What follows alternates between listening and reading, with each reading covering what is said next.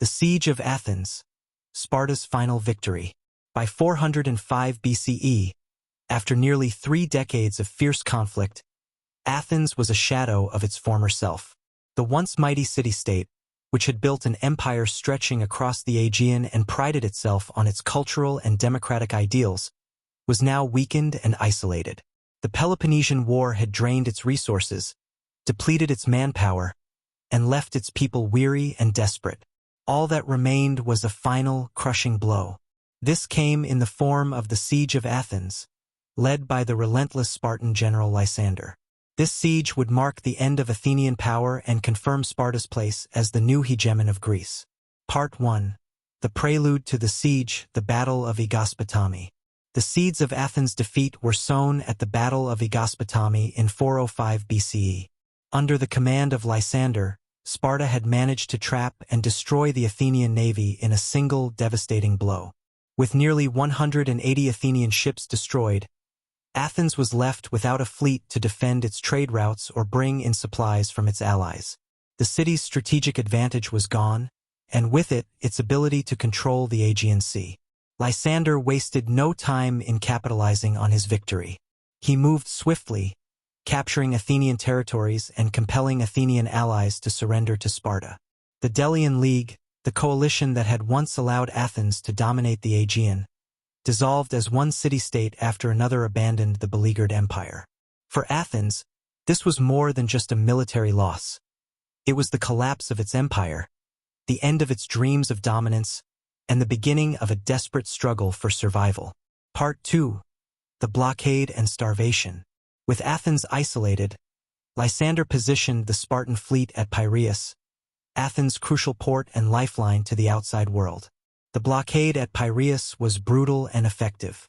Spartan ships patrolled the waters, cutting off all trade and supply routes, preventing any grain, food, or essential goods from reaching the city. As the months wore on, the Athenians began to feel the full impact of starvation. Inside the city walls, despair grew. Athens' famed long walls, the defensive fortifications that connected the city to its port, were now a symbol of entrapment rather than protection. The walls, which had once been the pride of Athens, were now little more than barriers holding the starving citizens within. Hunger, disease, and fear became rampant as supplies dwindled, and the people realized that without outside help, they would face a slow, inevitable death. As conditions worsened, political divisions deepened. Some Athenians, weary of the war and desperate to save themselves, urged the assembly to negotiate peace with Sparta. Others, clinging to the hope of Athenian resilience and fearing the terms Sparta might impose, argued for continued resistance. But with each passing day, as the people grew weaker and food became scarcer, it became clear that Athens' options were running out. Part 3. The Failure of Allies and the Loneliness of Defeat. Athens had once been at the center of a vast network of allies, bound together by the Delian League. But with its navy destroyed and its empire in ruins, Athens could no longer rely on support from these former allies.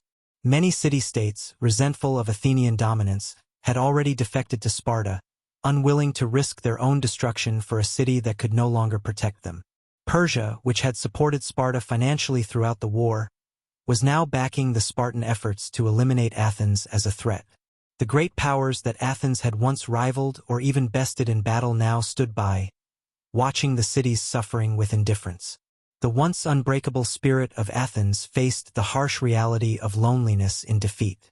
For the first time in generations, Athens had no allies to turn to, no resources to draw upon, and no navy to defend itself. Part 4. The Surrender of Athens. By early 404 BCE, the situation in Athens had become unbearable. Starvation, disease, and despair had taken their toll on the city's population. The assembly finally recognized that surrender was the only viable option left. Representatives were sent to Lysander, who delivered the terms of Athens' surrender on behalf of Sparta. The terms were harsh and symbolic. Athens was forced to dismantle its long walls, the very fortifications that had protected it for so long, brick by brick, under the watchful eyes of Spartan soldiers. The dismantling was intended to signify the end of Athenian dominance and serve as a reminder to other Greek city-states of the dangers of overreaching ambition.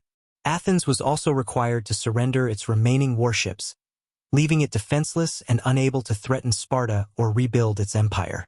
The Delian League was officially dissolved, and Athens was compelled to accept a Spartan-appointed oligarchy known as the 30 Tyrants, an oppressive regime that would govern the city under Spartan influence. These tyrants ruled with an iron fist, exiling, imprisoning, and executing those they deemed a threat to their authority. For the citizens of Athens, who had long prided themselves on their democratic freedoms, the rule of the 30 tyrants was a bitter reminder of their fall from grace. Part 5: The Triumph and Cost of Spartan Victory. With Athens defeated, Sparta had achieved what it had set out to do: to dismantle the Athenian Empire and secure its place as the dominant power in Greece. Sparta's victory seemed complete. Yet, the cost of this triumph would soon become apparent. Though Sparta now reigned supreme, the responsibilities of leadership in a fractured, war-torn Greek world would strain its limited resources and challenge its traditional values. Sparta, a society built on isolationism and strict military discipline, was ill-prepared to manage an empire. Its allies, particularly Corinth and Thebes, grew increasingly resentful of Spartan dominance, fearing that Sparta would turn Athens' former imperial ambitions against them.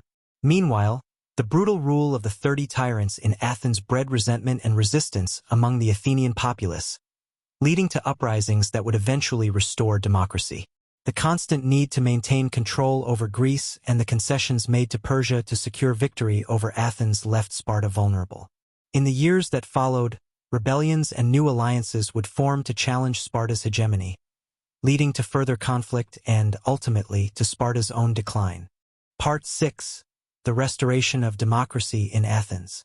In 403 BCE, after a year under the oppressive rule of the 30 tyrants, the people of Athens rose up in defiance. Led by the democratic general Thrasybulus, Athenian exiles returned to the city and, with support from the people, managed to overthrow the oligarchic government imposed by Sparta. Democracy was restored in Athens, and the city began the arduous process of rebuilding its institutions and society. Though weakened and humbled, Athens found a renewed sense of purpose. The restoration of democracy, despite the city's diminished power, was a symbolic victory for Athenian ideals.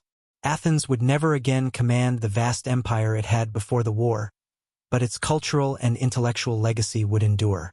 The city continued to flourish as a center of philosophy, art, and education, producing thinkers like Socrates, Plato, and Aristotle, whose ideas would shape the foundations of Western thought. Part 7: The Legacy of the Siege and the Lessons of the Peloponnesian War. The siege of Athens and the fall of its empire marked the end of the Peloponnesian War, but the conflict left Greece divided, weakened, and vulnerable. The war, which had initially been a struggle for dominance between two powerful city-states, had devastated the Greek world, sowing distrust and animosity among the city-states. The absence of a unifying power or a stable alliance left Greece susceptible to external influence and conquest. The lessons of the siege and the war itself were many. For Athens, it was a humbling reminder of the dangers of overreach, the perils of hubris, and the fragility of empire. The siege demonstrated that even the most formidable walls and powerful navies could not secure a city from the consequences of ambition unchecked by restraint. For Sparta, the victory revealed the limitations of military power as a tool for governance.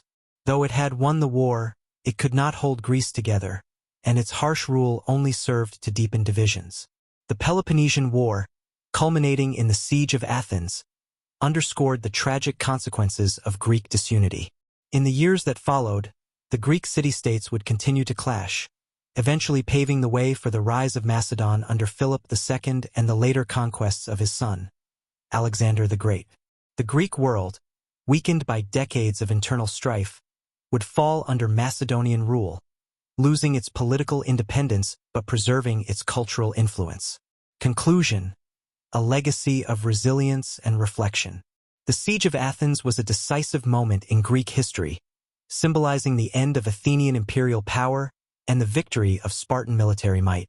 But while Sparta won the war, the spirit of Athens endured. The city's resilience, even after its fall, reflected the strength of its democratic